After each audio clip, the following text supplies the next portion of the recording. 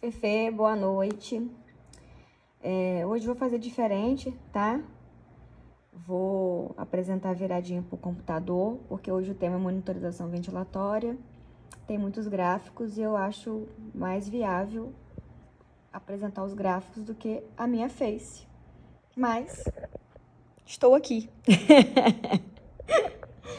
Brincadeiras à parte, vamos ao que interessa, né? Então, monitorização respiratória é de suma importância. A gente avaliar as variáveis, olhar os gráficos, visando assim minimizar qualquer tipo de lesão pulmonar, até porque o gráfico ele mostra pra gente o que está acontecendo, se está tendo um aumento de volume, se esse volume está sendo excessivo, para evitar que cause um volutrauma, ou se tem uma pressão excessiva, né, uma barotrauma, uma lesão pulmonar induzida pelo ventilador, que é a VILI, tá? Então, esse vai ser o nosso papo de hoje. Então, a monitorização ventilatória. O suporte ventilatório com pressão positiva induz significativamente mudanças na mecânica do sistema respiratório. Então, é importante a gente, né, imaginar que, que a gente tem que avaliar essa mecânica respiratória, fazer os ajustes respiratórios adequados para minimizar qualquer tipo de lesão, tá? Então, a mensuração da pressão alveolar pode ser facilmente realizada por meio da aplicação de uma pausa inspiratória. Então, a medida de pressão de pausa, ela permite a medida clássica da mecânica respiratória. Quais medidas são essas? É a resistência das vias aéreas e a complacência estática do sistema pulmonar. Então, a gente tem aqui, ó, volume corrente, a gente tem a curva de volume, a curva de fluxo e a pressão. Então, a gente tem a PIP, a pressão de pico, a pressão alveolar e a pressão de pausa. Então, a gente avalia essas curvas, né?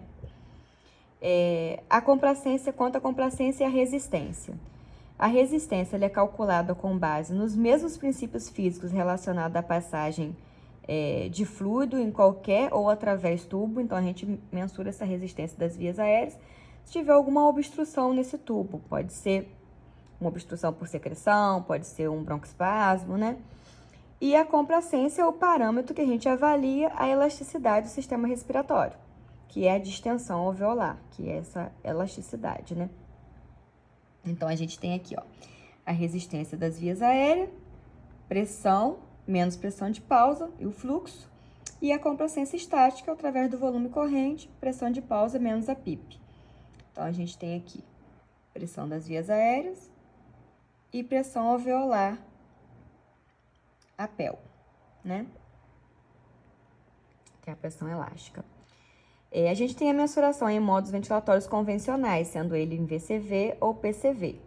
Então, em VCV, os ciclos controlados, é ainda possível se extrair dados relacionados à mecânica pulmonar através de simples inspeção do formato da curva pressão-tempo, sem necessidade de pausa inspiratória.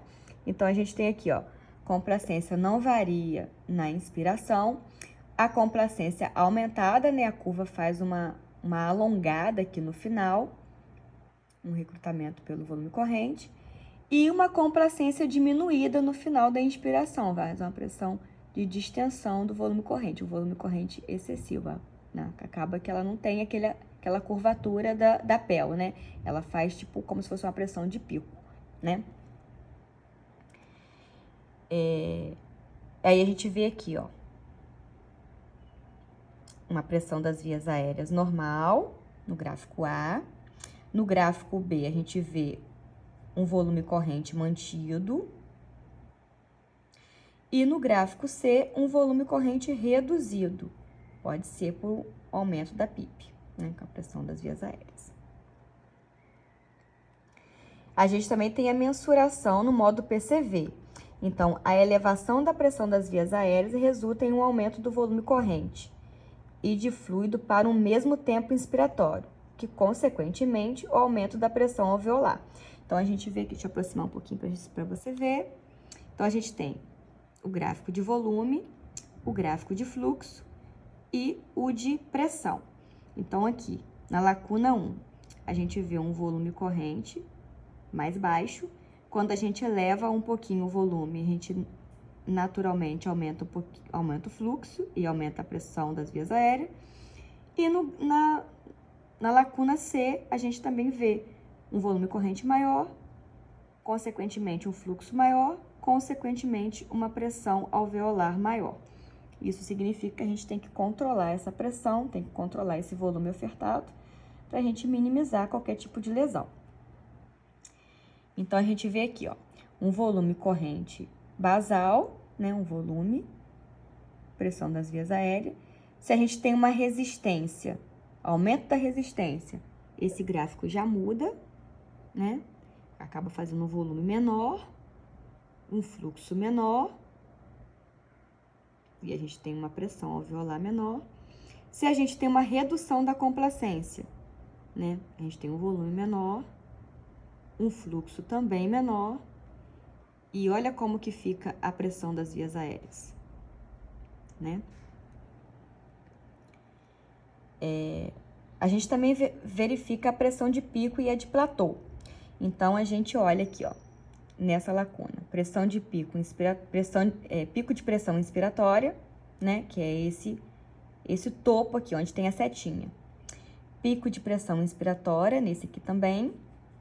E aqui a gente tem o pico de pressão inspiratória, mais a pausa inspiratória, mais a pressão de platô. E essa queda aqui que vai ser a drive pressure, né, que é a pressão de platô menos a PIP, que vai estar no gráfico aqui da frente, ó. Pressão de pico, pressão de platô, drive pressure e a PIP. E essa drive pressure, ela né, tem que ser menor que 15 centímetros de água, que a gente via isso no Covid o tempo todo, que a gente ficava mensurando, né? Pressão de pico, pressão de platô e a drive pressure o tempo todo. Enfim. A gente também verifica a curva pressão-volume, né? Volume corrente, a gente vê aqui, pressão. E a gente vê aqui também o volume corrente, mas com um gráfico mais estreito, né? Mais distensível, né? Digamos assim. Então, se a gente tem uma alteração na complacência, né? O pulmão tá pouco distensível, a gente tem uma curva pressão-volume menor. Se a gente tem uma alteração na resistência, tem uma obstrução nesse tubo, né? Tem uma secreção, uma rolha, alguma coisa que está obstruindo aquela passagem de ar. A gente tem um gráfico mais alargado. Ele não faz aquela, digamos, não sei explicar bem, mas geralmente o gráfico fica tipo esse daqui, o anterior. Esse assim. Mais distensível, digamos assim, né?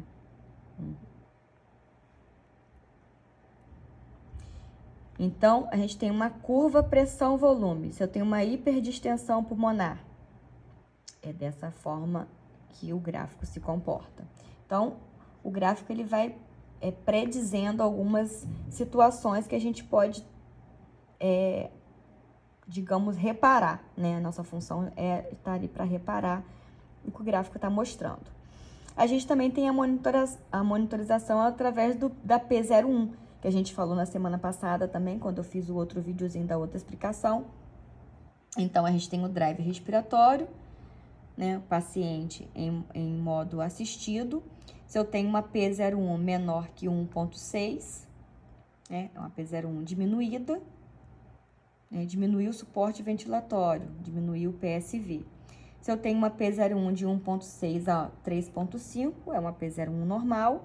Se eu tenho uma P01 maior que 3,5, eu tenho uma P01 aumentada. Então, aumentar o suporte ventilatório. E tem aqui um recadinho, avaliar a necessidade de retornar esse paciente para o modo controlado, tá?